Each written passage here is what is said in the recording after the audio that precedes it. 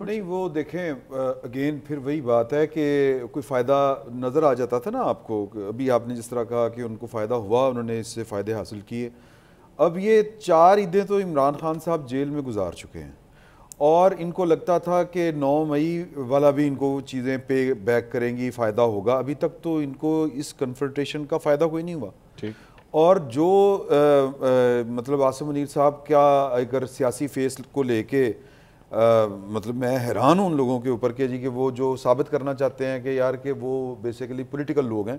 आसिम मुनीर साहब एक सियासी आदमी हैं और हम उनके खिलाफ जो एहतजाज कर रहे हैं वो उनके सियासी किरदार की वजह से अदा कर रहे हैं। वो बंदा तो बार बार पब्लिकली भी कहता है, जब ये खुफिया कोई पैगाम रसानी भी होती है और जब उस तक बात पहुँचती है वो तो कहता है यार वो रास्ता है वो प्राइम मिनिस्टर हाउस जाता है, एक रास्ता है पार्लियामेंट हाउस का, आप जाके देख लें कि आपने क्या करना है। ठीक, तो फ़ायदा जमा हासिल क्या है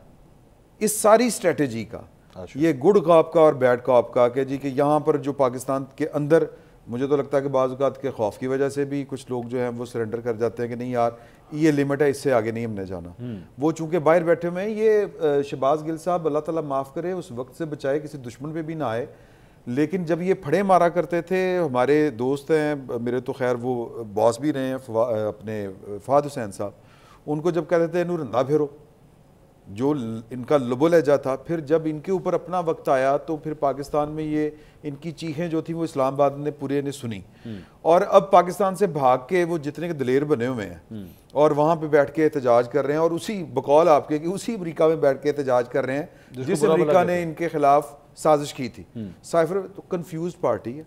इनको समझ नहीं आ रहा कि पॉपुलरिटी है तो उसको हमने किस तरह से ट्रांसलेट करना है, उसको किस तरह से हमने यूटिलाइज करना है और उसको किस तरह से बतौर हथियार इस्तेमाल करना है, मटेरियलाइज करना है। एक अगर मैं आपके प्रोग्राम में खबर आज आपसे शेयर कर दूं, ये जो कहते थे ना जी कि हमें मुज़ाकरात का ऑफर की जाती है, खान साहब का ट्वीट भी आ गया, मुझे क्या आगा खामे ओशे जाएं।